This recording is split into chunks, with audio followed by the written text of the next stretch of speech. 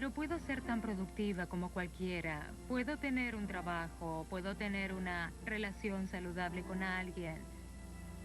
Mi vida tiene sentido como la de los demás. In Discovery Health.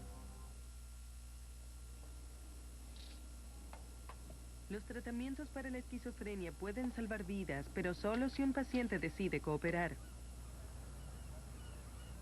Cuando un adulto esquizofrénico rechaza la atención psiquiátrica, sus seres queridos a menudo no tienen a quién recurrir. En efecto, las leyes estatales referidas a la familia que protegen a los enfermos mentales pueden perjudicar tanto al paciente como a sus seres queridos. Para proteger su privacidad, se alteraron algunos nombres e imágenes. En el centro de esta terrible experiencia está Tom.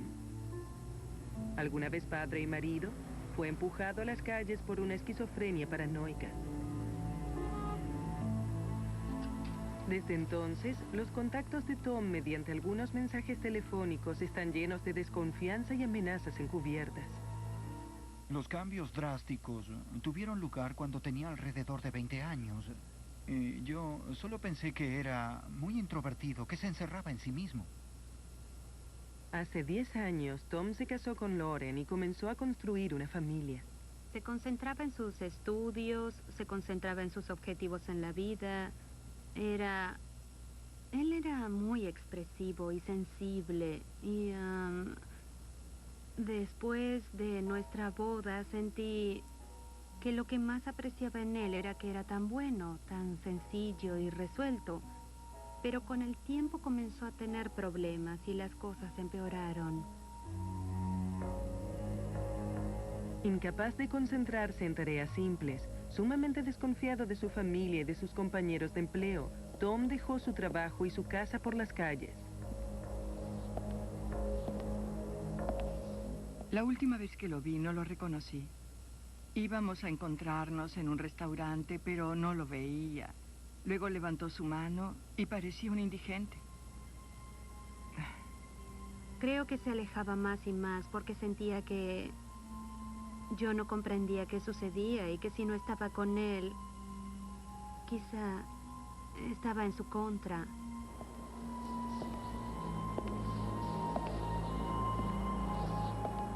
En el pasado, algunos individuos eran confinados contra su voluntad por cónyuges o familiares en instituciones mentales. Las leyes estatales ahora protegen el derecho a rechazar atención psicológica. Esas mismas leyes impiden a la familia de Tom buscar ayuda para él. Los derechos del paciente están en primer lugar. Pero tenemos un paciente sin hogar, sin trabajo, que no es responsable y no puede responder por sus hijos, y que no obstante decide por sí mismo. En la mayoría de los estados, la atención psiquiátrica no puede ser impuesta en los adultos hasta que se pruebe que representan una amenaza para sí mismos o para los demás. Aquel día estaba a punto de llegar. Hubo quizás unos 10 mensajes en mi contestador automático en un lapso de 15 minutos y los últimos eran amenazas. Tenía miedo y me preguntó si podía ir a su apartamento. Tomé mi auto, conduje deprisa y al entrar en el estacionamiento fui a su apartamento. Vi que él estaba allí y que me seguía. Llamé a emergencias y les dije que mi madre estaba en camino. Estaba muy preocupada y lo suficientemente segura de que cuando ella estacionara su auto, él la estaría siguiendo. Me vio dar la vuelta en la esquina hacia su casa y me siguió por una calle, luego por otra y le arrojó algo a mi auto. Cuando comencé a salir del complejo habitacional, entraron 3 patrulleros de la policía. Y me dije, gracias a Dios, está detrás de mí, me está siguiendo. Entonces,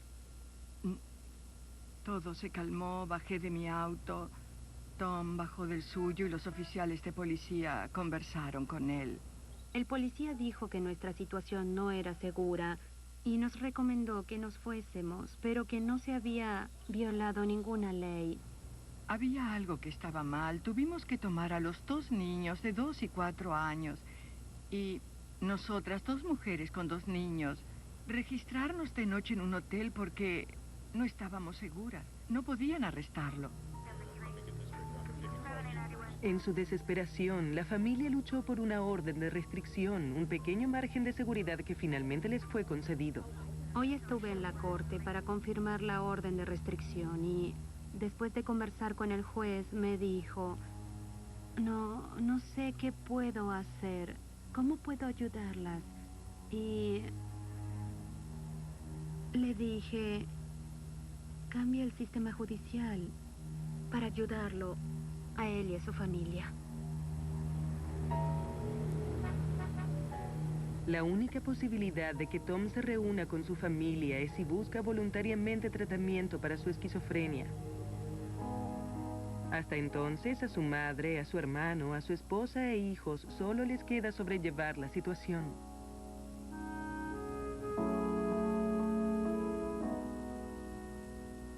Oran por él todas las noches, y la primera frase de las plegarias de mi hijo de 2 años y medio es que papá regrese. Es algo que me aterra como madre. Lo único que puedo hacer ahora es decirles lo que pueden comprender y dejar que me hagan preguntas y sentirme cómoda con eso y responder con sinceridad y asegurarles que papá los ama y que también los amo.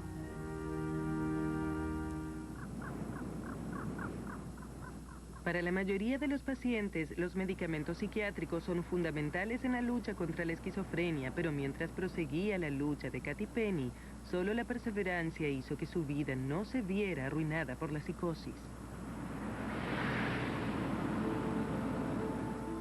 Oía voces que me decían que me suicidara y que matara a mi madre y a mi hermana. Mientras Katy se las ingeniaba para resistir las voces, su enfermedad provocó una obsesión por la dieta que terminó directamente en la anorexia. No sabíamos qué estaba sucediendo. Debimos tratarla cuando notamos síntomas. No había oído de anorexia. No podía saber por qué no quería comer. Sentía que estaba muy gorda y realmente fea. Así que mi modo de lidiar con eso era ir muy seguido a la iglesia y también someterme a una dieta. Había hecho pequeños altares en su cuarto y otras cosas. Y no creí que ese fuera el problema. Fue un mecanismo de supervivencia. Era todo lo que tenía. Entonces me retraje y comencé a rezar más. Rezaba el rosario pensando que si no le gustaba a nadie, quizá le gustase a Dios. Cuando los padres de Katy advirtieron que estaba enferma mentalmente, el estado de su hija era crítico. Cuando la llevaron a la Universidad de California en Los Ángeles, el médico que la examinó dijo que la llevara a casa y que la trajera a la semana. Eso fue lo que hice. Entonces, la semana siguiente, el doctor Dorman la admitió. Era residente de primer año de psiquiatría. Había estado bajo medicación por 2 años y no le había surtido ningún efecto. Cuando ella vino, era claramente esquizofrénica. Al sufrir de una forma de la enfermedad llamada esquizofrenia catatónica incapaz de responder a los antipsicóticos, Katy estuvo al borde de la muerte. A menudo se los ve como a un conjunto de síntomas.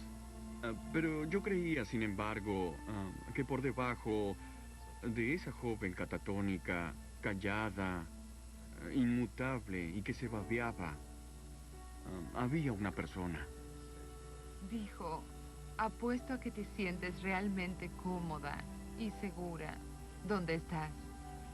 Y creo que esa fue la primera conexión que surgió, porque en lugar de decir, actúa sin cordura, ¿sabes?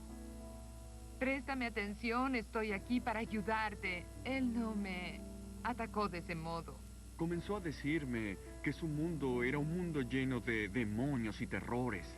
Intenté colgarme con uno de los cordones de mi camisón y una de las enfermeras vino cuando intentaba anudarlo y me llevaron a una sala de suicidas. Necesitaba a alguien que fuera fuerte para ella. En esencia, se puede decir que me entregué a ella durante su terapia. Decidido a salvarla, Dorman continuó tratando a Kathy en sus horas libres. Durante 2 años trabajó con ella 6 horas por semana. Durante el primer año, Kathy no dijo casi nada, pero finalmente brotaron las palabras. La perseverancia de un paciente y de un médico dio sus frutos. Parece que estamos en una era mecánica o tecnológica donde queremos que se hagan las cosas solas. Queremos que se hagan de un modo fácil, pero no existe un modo fácil. Crecimiento y desarrollo es difícil. Kathy vivió un infierno. Fue difícil para ambos esperar que lo superara, pero lo hizo. Y el resultado es una persona con una vida plena. Después de 7 años de terapia, Kathy ingresó a la universidad donde se graduó como especialista en salud mental.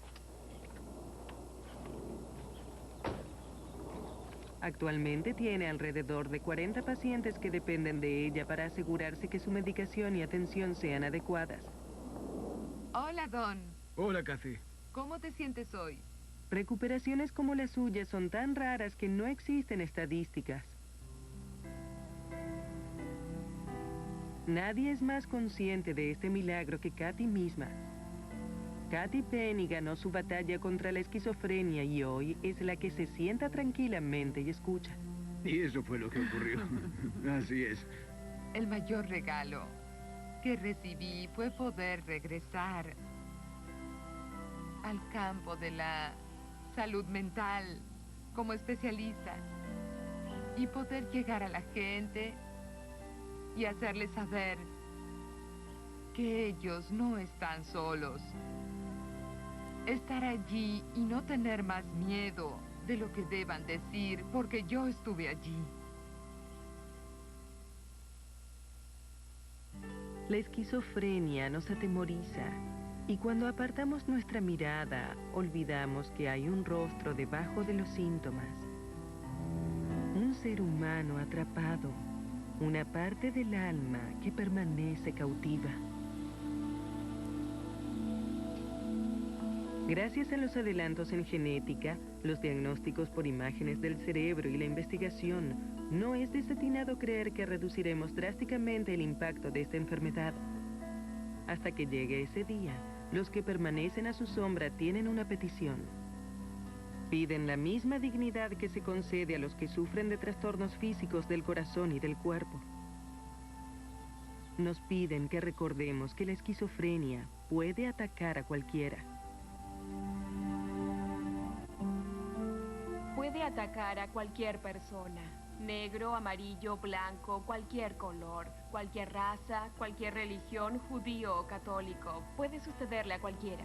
No importa cuál sea la magnitud de la enfermedad mental de una persona, siempre existe esa porción de cordura y en realidad es allí por donde podemos llegar a ellos. No nos aparten porque somos personas con una enfermedad que se puede mejorar tomando la medicación regularmente.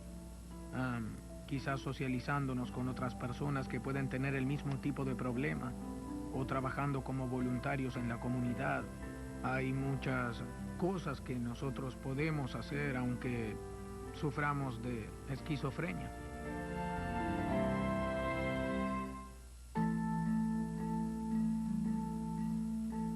Versión